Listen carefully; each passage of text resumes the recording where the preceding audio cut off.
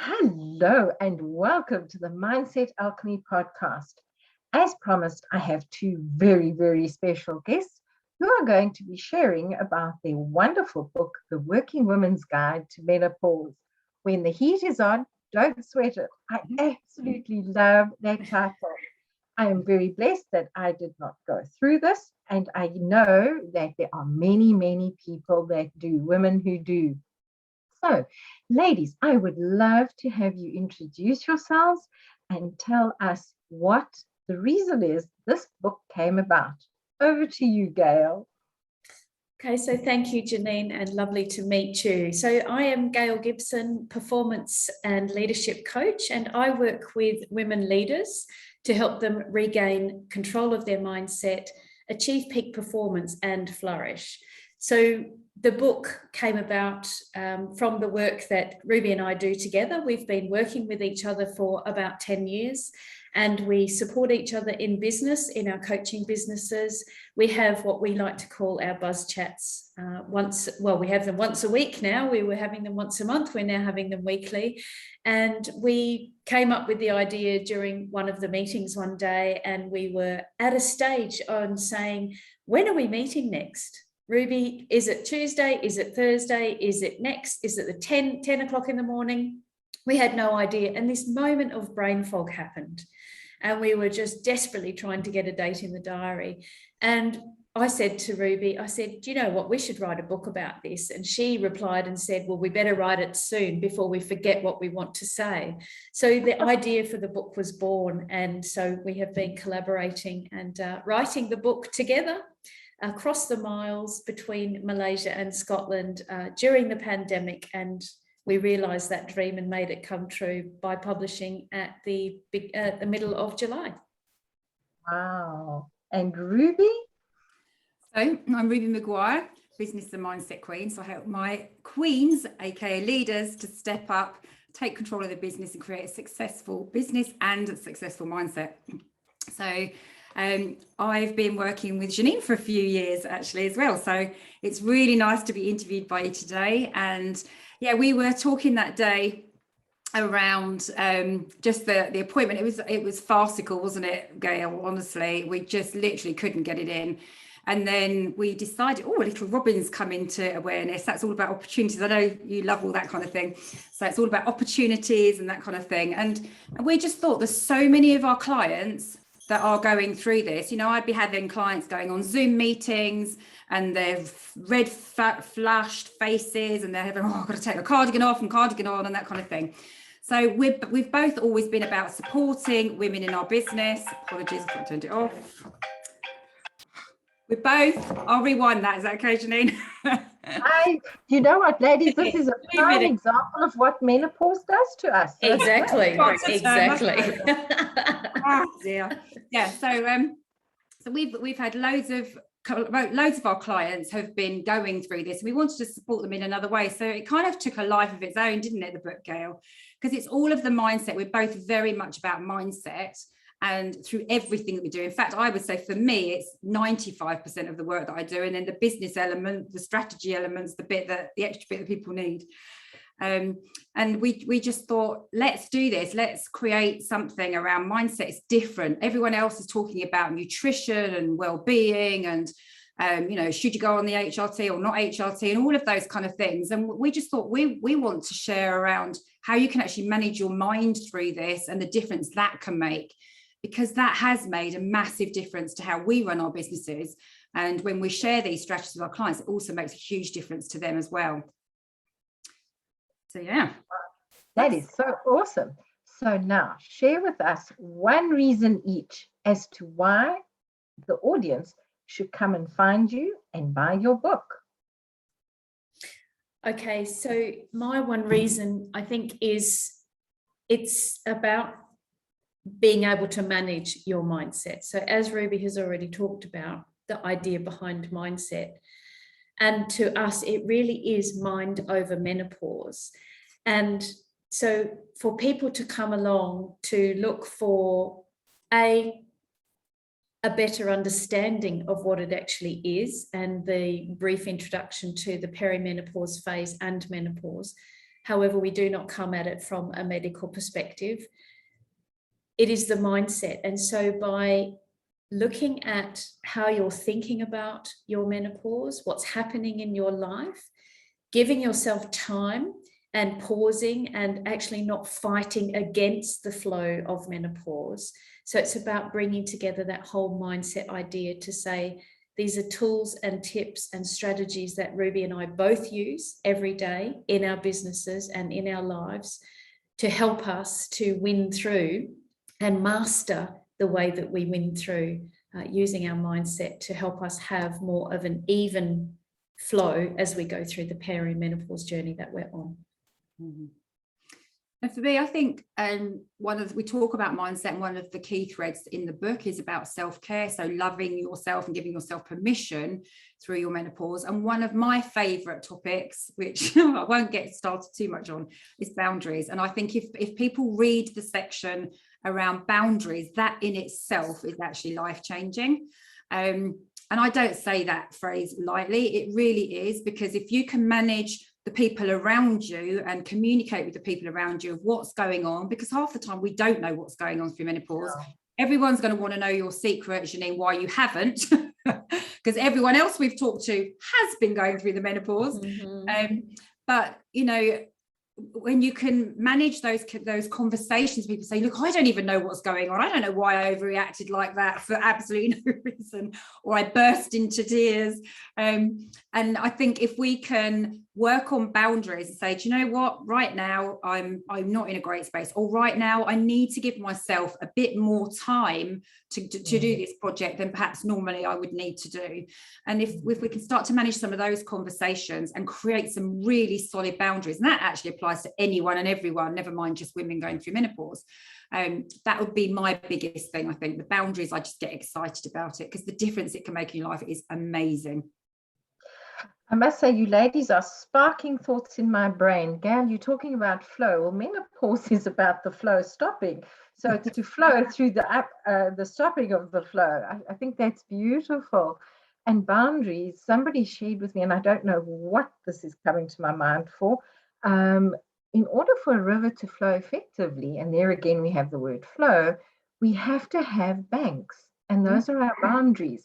And for me, from what I've seen with menopause and any cycle in life, it's when we are able to put those riverbanks up of, as you say, boundaries, of understanding, of awareness, that we are able to flow so much more effortlessly, especially in the situation where our bodies are stopping the flow. Anyway, let's get it back into flow. I would love to know, what is the meaning of that beautiful peony on your cover? It's awesome. Thanks. My turn. Is it my turn, Ruby? We've been playing tag team with the description of the peony on the wonderful podcast opportunities we've been presented with. So the idea for the peony came from what to us represented the true essence of a woman, but also this phase of change in our lives. And so we were discussing our favorite flowers, and we both arrived at the idea of the peony, and we were searching on the internet to have a look for colors, and we were looking at, as you can see, the vibrancy on the cover of the book with this peony that just stands out. So to us, the peony represents the delicate, the softness of the petals, and yet what it reveals is this inner core. So it's about saying a woman has got that core. She's been through many phases in her life. This is another phase in her life, but at the heart of it all sits the true essence of who the woman is. So by revealing her as the petals move backward and they reveal this soft nature, this next beginning, and this awareness and opening to what can come next, it's a revelation. And it's about saying, this is a new part of my life. I am blooming and I can flourish through this as well. So matched with the flower is the beautiful lime green, which is all about energy and zest for life. So it's saying to people, when they read our book, they can think about what the peony says to them and what that delicate, that soft side of the feminine qualities are, linked with how can we energize ourselves and how can we shift our mindset toward having more of an energizing time through this, not running a million miles and not having marathons all the time. As Ruby knows, I'm a real sports buff and I'm always out walking, running, doing a lot of fitness. And that has been one of the things that's helped me through this phase.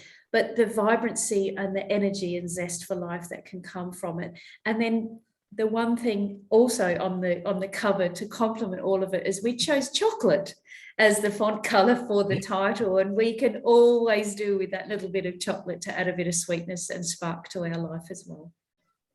Oh, I agree with you. The theobromine in chocolate is a wonderful excuse to have some. I absolutely adore chocolate. And interesting enough, peony is one of my favorite flowers, and one lime green is one of my favorite colors. Personally, I can't wear it because then I will look like the crone I am. I actually, if you need, on that note, before you go on, I actually had my colours done by a lady, House of Colour, who is Lara Lauder, who she used to work for House Colour, and she said that kind of green, if I get the right shade of green, can actually make me look ill. So if I wanted a day off work, that would be the colour to choose. That is so true. Talking about chocolate, if I put brown near my face, I will look like that. And yet, it's one of my favorite things in life. Absolutely. Color coding is another subject, ladies, that we could get into for menopause as well.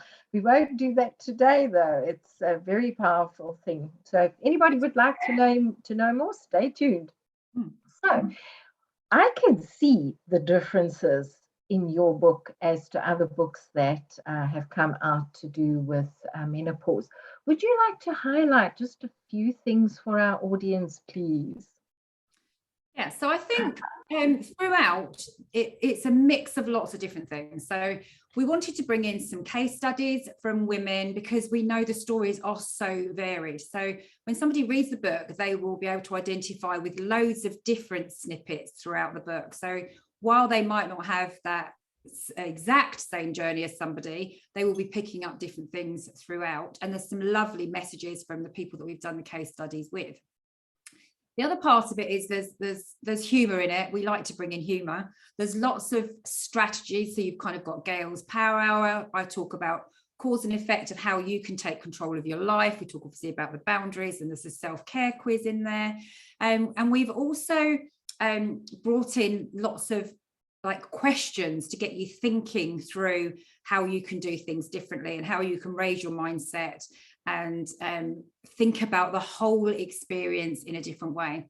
So it's one of those books that you can read from cover to cover, and then you can go back and dip in and out. And as somebody who interviewed us the other day said, you know, even one section, I think it was the boundary section, Gail, remind me if it wasn't, but, you know, one section alone, you could literally sit and just process those questions and then, you know, come up with a plan as a result of having gone through those questions. That would take a few days or a week.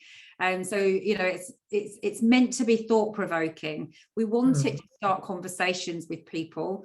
We want to be, you know, you to be able to give it to the men in your life as much as the women, because they don't know what's going on with we don't know what's going on. So trying to communicate that to our other halves and people who are around us can be quite confusing as well for everybody. So it's a good talking tool, I think, depending on what stage of life you're at and who you're communicating with. It can be really powerful. Just say, you know, I can't put it into words, but read page 47 or something. I don't even know what's on page 47, so don't quote that page.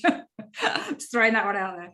So yeah, so there's lots of different things that people can take away from it, and it's meant to be fun. It's a very quick read, probably only an hour and a half read, but it is packed with strategies and tips and things that can take you forward and help you recognize you're not on your own. I have to laugh. I have to interject here. You're never going to believe this, Ruby. Page 47 is about boundaries. Practice flexing your no muscles. That is just priceless.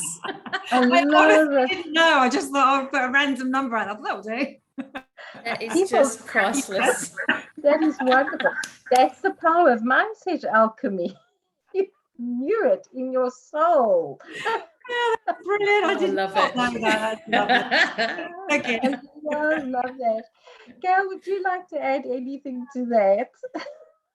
I think, the difference is, and it's been brought up by others as well, is there's so many books out there about the medical side.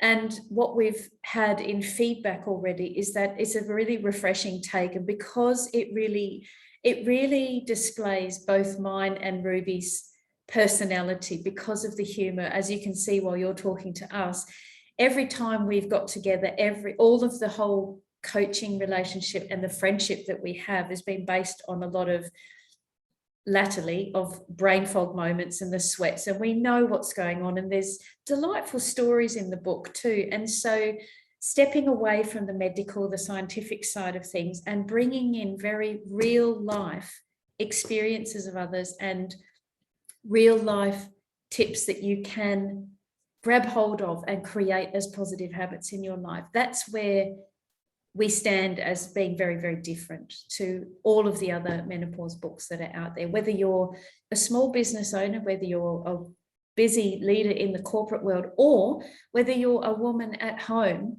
or a woman who's unemployed, who is going through or approaching her menopausal years, everything that's in the book is for all women. It's not just for women who are working.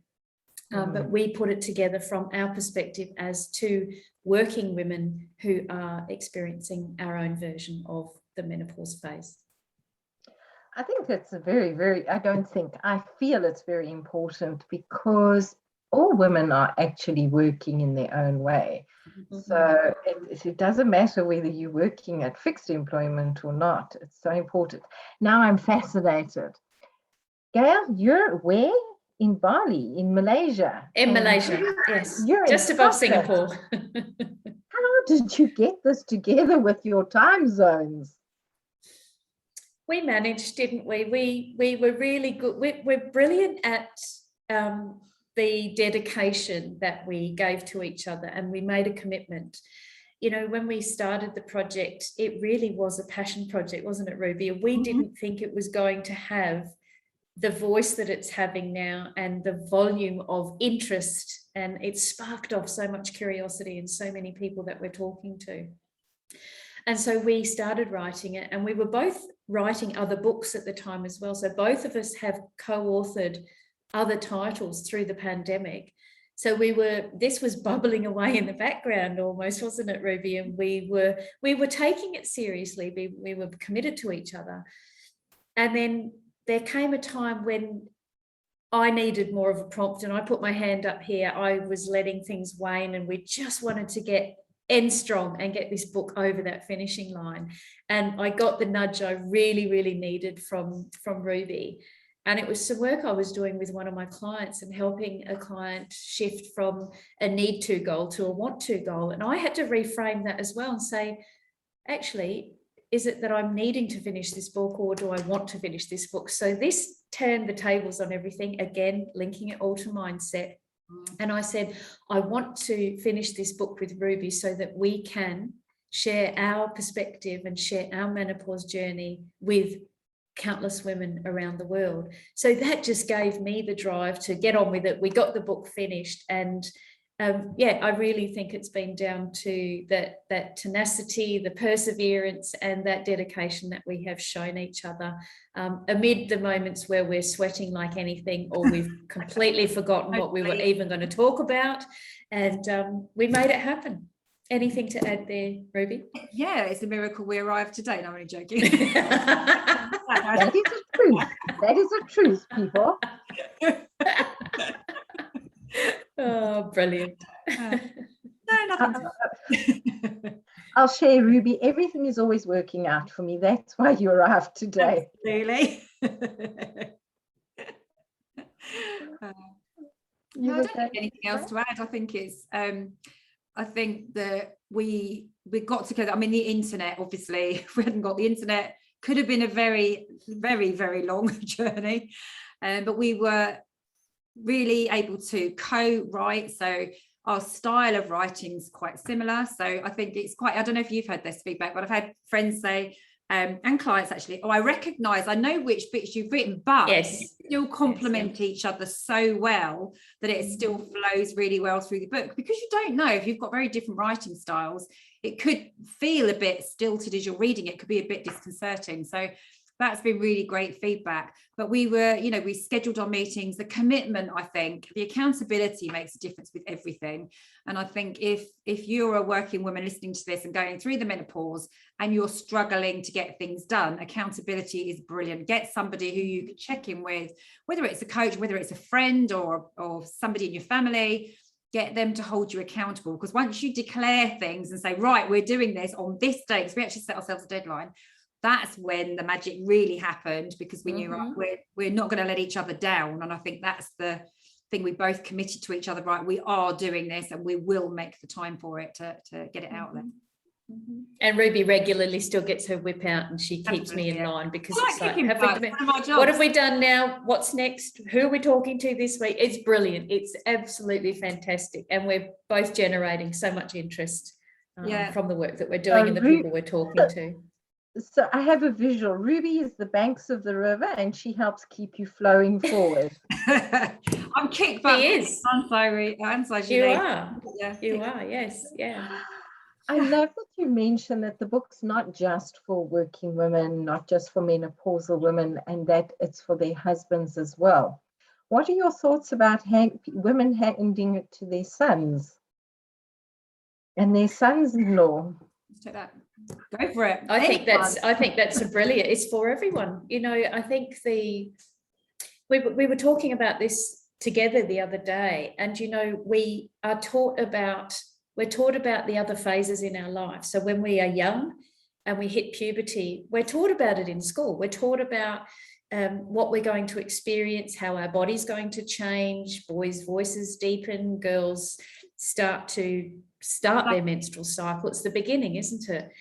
However, we go through life, we have our life experiences. Some women have children, others don't. We move on and we get to this next phase and we don't know anything. No one tells us about it. No one pre-warned us what it was even going to potentially look like. And so by giving the book to those of the younger generation and those who are of a different gender to us as well, is to say this is something that we can all talk about, and it's something that is going to happen to most women in the world today. And as your stats, isn't it, Ruby, that 50% of the world's population are female? I think it's 51, yeah. 51%. So chances are that a majority of those women will go through menopause, and it's about raising awareness on it to say, most teenage boys and younger men might think, I don't really know what's happening to mum at the moment, or Auntie Betty, she's just not the person I want to be around. She has these mood swings and she can cry at the drop of a hat. They don't understand what's going on. And so even though we don't talk about the medical side of menopause, we tap into the fact that it's about mindset, and there are days when we're not on our greatest, and then there are days when we are absolutely flying high. And so it's about saying, be aware, build this awareness, have the conversations, and be supportive along the way. Yeah. Ruby, would you like to add something there? I was just thinking, really, not kind of digressing slightly, more around the fact that what we want people to do is look after themselves through the menopause. And if that means that this book opens up conversations with the family, so the women can say, do you know what, I really just need some space right now. I need to process, and the best thing you can do for me is just leave me alone and give me that time out, or whatever it is that you need.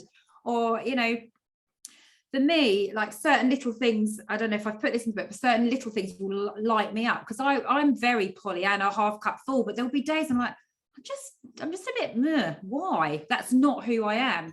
And so for me, I know that a self-care strategy is get in the car, live in Scotland. I've got stunning hills. I literally just drive 2 miles down to the village and the scenery is beautiful. I've got the Irish Sea I can overlook. I mean, it's just stunning. So it's you know, I can just say, I'm just going to go out for a drive if I want to. I'm just going to go out for a drive for a few minutes and just take that time for me. And I think if this book starts to open those conversations of, right now, this is what I need. I know I'm not who I normally am. I know that things are a bit weird. And I'm saying sorry for that now. And I've shared on one of our other interviews that I have a traffic light system here. So we have amber, double amber, and then red. So because mine has been feisty, I can be a bit feisty. Normally I'm very patient and calm, but I've had probably since starting perimenopause about 3 outbursts. I'm like, I don't even know who that was. Really scary woman. So I just say, do you know what? I'm on amber right now. So I'd love it if you could just get that thing done, whatever it is. It could be, you know, into the tumble dryer, it could be whatever. I'd love for you to do that. I'm on double amber, so just don't push it. And they're like, whoa, okay, we're going to leave her be. She's got that volcano thing going on again, and not just talking about the physical volcano. And that really helps. So it's been, again, it's the conversations that it allows you to have. And I think I've been more open as a result of talking about the book. And if I'm honest, one of my fears around talking about the book, and you know, I was out in the garden and we had these friends over and husband stand. I thought, I don't know if I want to talk about this because it means I'm aging. And I don't want to have that conversation. I enjoy being young and vibrant, and I don't know if I want to talk about the menopause because it means that I'm actually aging and I'm accepting that. And I think acceptance is the big thing. It's yes, you're aging, yes, your body's going through transition, but actually it can open up, a bit like our flower, it can open up to this whole new chapter. And part of that is you start to think, I don't care what you think. I don't care if you don't like me. It's completely different. It's actually quite liberating. I don't know about you, Gail and Janine, but yeah, totally. Don't care. If you don't like me, so what? Yeah. Loads of other people that I like myself. I like Absolutely. myself, and that's enough. Yeah, it's really strange. And I think the menopause, somebody summed it up. I still can't. Caitlin Moran, that's who it is. But somebody said all of the hormones drop off. I think we have shared this before, but all the hormones drop off, and you're actually revealing the real you. And that's what I love about it. We're actually revealing and starting to reveal this yellow center of our peony. But we still need to keep a little bit of the fluffy, I think, because otherwise, being a Virgo, you can go a little bit extreme. Well, that's that delicate petals, isn't it, of the flower as well. So it's holding on to that. And I think and the vulnerability, I think, with the peony as well. It's about that, you know, like I was saying, I don't want to talk about that because it's like, oh, you know, it's like I'm saying I'm getting older. And I've actually got the acceptance coming in on that now. There's still a few things I think, oh, I don't want to own that to that really. But, you know, it's happening. So can't change what you can't change. But you can focus on your mindset and think, right, new chapter. What do I want to do now? What's the next for me? Beautiful. Well, from a mindset alchemy, I prefer the word maturing into our power. Love it. Because we do have that power and we do have the wisdom that we can look at things and say, I'm on amber alert. Don't come here. You know, it's that wisdom of being able to be more open. So you guys, I am blessed not to have been in the workplace, and I'm seeing more and more articles where the wounded masculine side of society is literally being called on the carpet on the topic of menopause because of unseen discrimination against women who are menopausal. What are your feelings around that? It's a quite a new area in certain parts of the world, whereas in the UK, both Ruby and I are fully aware that there are a lot of legislation and a lot of bills going through to support women in the workplace so that they are not discriminated against. And I think the way that I feel about it is, as Ruby's talked about, the fact that we can raise the voice on it. And if we're talking to sons and children and bringing it up in the family, it has a place in the workplace as well to have and start to encourage these conversations. Now, our book is not about activism per se for that. However, it is a really useful tool, and it has been a guide for HR managers to actually get in and have some of those first conversations. So one of the first interviews that Ruby and I took part in was a group here in Singapore. And there's no legislation whatsoever in this part of Southeast Asia yet to even voice the topic of menopause in the workplace. It's not discussed at all. So she was saying that she wants to use the book as that introduction and show it to an HR manager and say, it's about mindset, and it's about just saying, we can have a conversation about this. We can talk about it.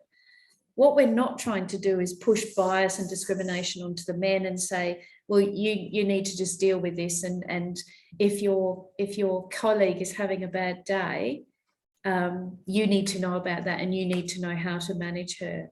It's about saying we want to build a culture of care. So in comes what we've talked about in the book, the self-care aspect of it, the awareness of what it is, how it can impact, and perhaps using some of the strategies within our book. Those strategies can be used across the organisation. Again, the strategies are not just for working women or for any women, they are for everybody. So if we can use that very open approach and we can build that culture of reciprocity and care, we can create organisations where menopause is normalised. And it moves from being a polarized conversation to something that just happens in the workplace. Everybody can come and do their work and get on together, and the organisation can still move forward and be high performing at the same time. That is beautiful. Ruby, would you like to add something? I think Gail's covered it off actually, but I think with, thinking back to my HR days, if I'd have had, because I was head of HR in my last corporate role, and I think if I'd have had this book, it's just, it would have allowed us to understand why perhaps, thinking about my own work experience running my own business, some days I'm absolutely on fire and I'll be bringing stuff and the ideas and everything's flowing. And then the next day I'm like, or a couple of days later, I literally could just have a duvet day because I'm so tired.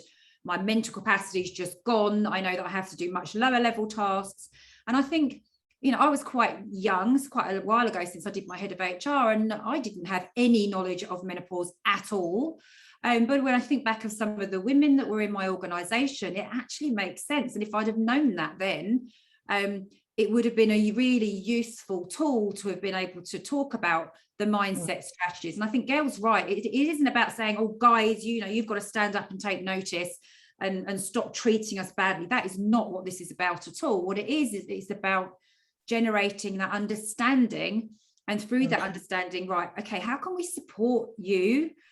How can we make everyone work together? And if you are on fire one day, brilliant, let's capture all of that. And then if you need that quieter space, then let's see if there's something we can do to redress the balance. So I think it's that really, I'd have loved to have had it back then, and I kind of slightly cringe of the things that I could have perhaps put in place when I was in that position, but I didn't have the knowledge. But as you say, wisdom comes with age, so lots of benefits. And I think it is just a great tool to start conversations. I think it's that really with the workplace, and not about blame and shame and all of those kind of things. It's just that we want to be able to have those normalized conversations around it. If you're in a meeting and you're having a hot flash and you're in corporate, it's okay if you've got to get a fan out or you're doing this, and let just everybody just think it's okay. That's just something that's going on with her right now. We'll come back to her when she's got a minute. That's a very good point you make there. I think living in a very hot country, we're used to people taking fans out and fanning themselves. Yes. So, yeah, menopause is definitely an interesting point of view. I'd just like to add to that. I have seen a lot of women who work from a wounded masculine and don't understand what other women are going through because they deny what is awaiting them, or they don't wish to look at what they're going through, because then they have to admit that the maturing process is on its way. I'd like to add to that as well, Janine, because I've noticed that with a lot of friends. I've got a lot of friends who are kind of 7 to 10 years younger than me. I kind of had very few at my age. And then I've got lots of older women who have already gone through that stage of their life. So they, if you start fanning yourself, they're like, yeah, been there.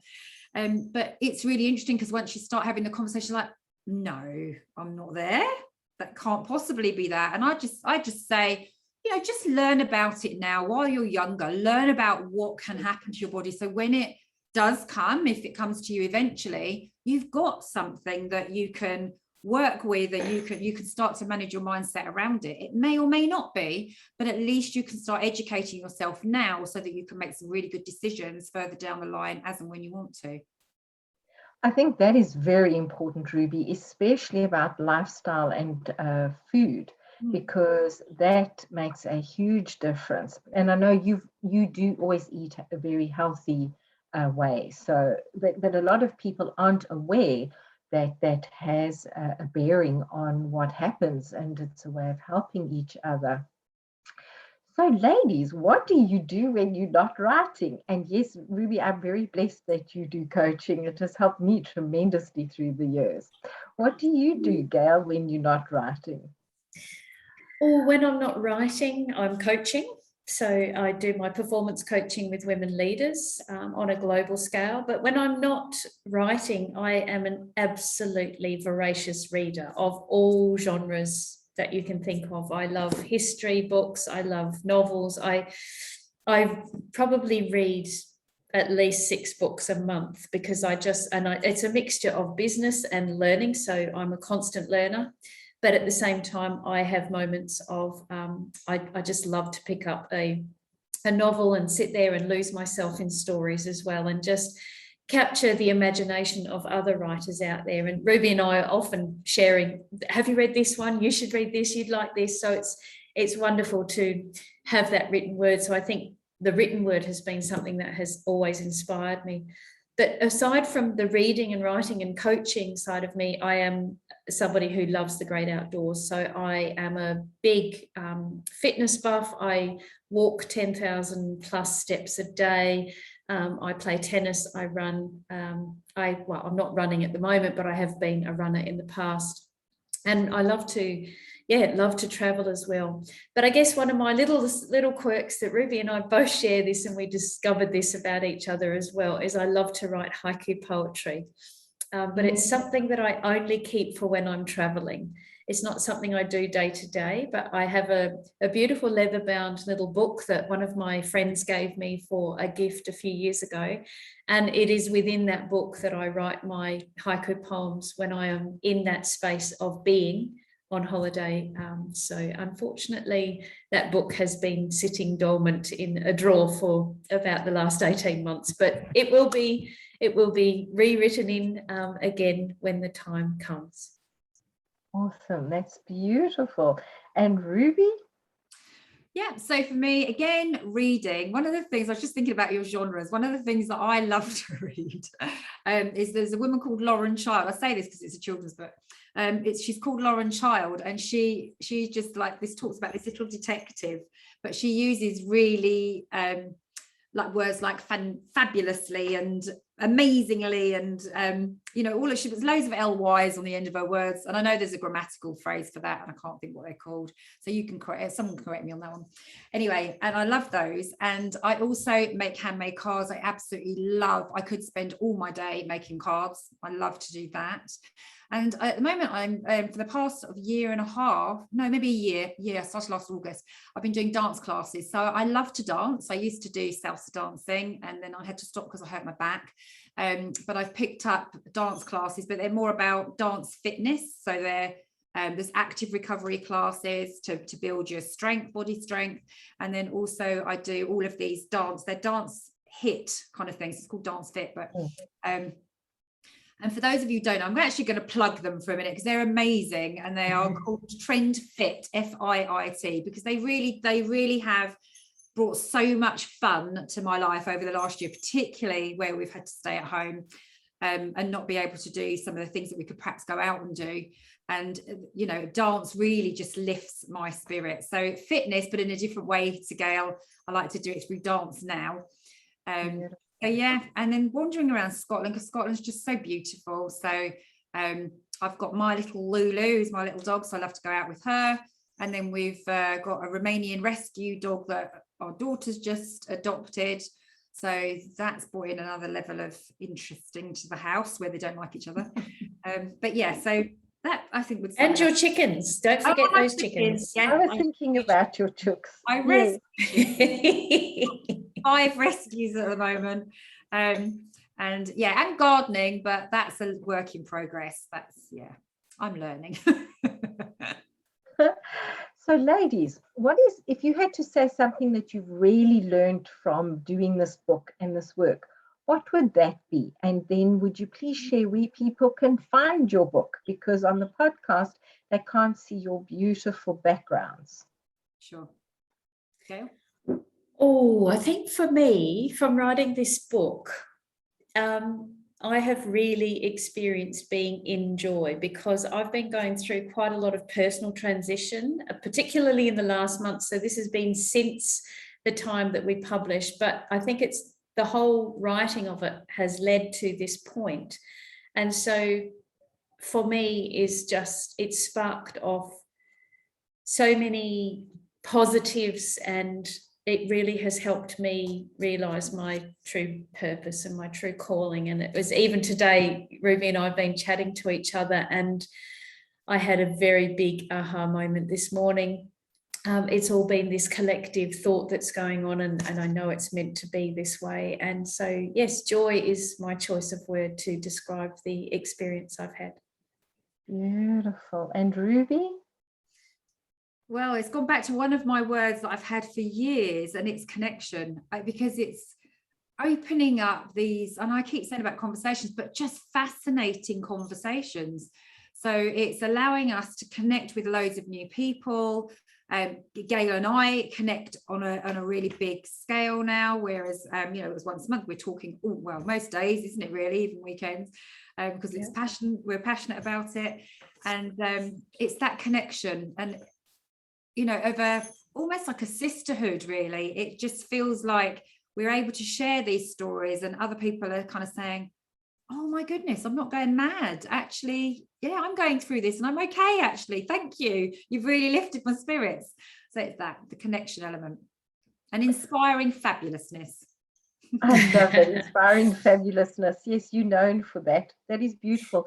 Ladies, it is with great sadness that I'm going to say our time has come to an end. I thank you so well, not all of our time, just our time on the podcast has come to an end. Thank you so much for being with me today and for sharing so generously with the audience. Where can they find you before we say bye-bye? Thank you. So you can find us on Amazon. So the bit.ly for that, we can share the bit.ly link for you. But if they look for the Working Women's Guide to Menopause, when the heat is on, don't sweat it. Looking for a nice lime green book with a pink flower on the front, pink peony. And I will share the link with you, but it is a bit.ly link, and it's /working with a capital W, WKG, and then capital M, Meno, MENO. And as I say, they can, if they find it, and it's in all of the indie shops, and so they can find it. It does stand out if you have a look for it when you see that bright lime green. I would say so. Yeah. And you can also, if you want to reach out to either of us at our websites, we'll share those links with you as well, Janine, if people want to reach out to us individually. Yes, please. And I'll put it in the show notes. Ladies, thank you so much. And to our audience, thank you for listening. Please share this, as this is a very, very important topic that we are passionate about getting out there, because the more awareness we can create in life, the more impact we can make, and the better we can enjoy it. Ladies, have a great day, and bye-bye, everyone. Bye. Thank you, Janine. Bye-bye.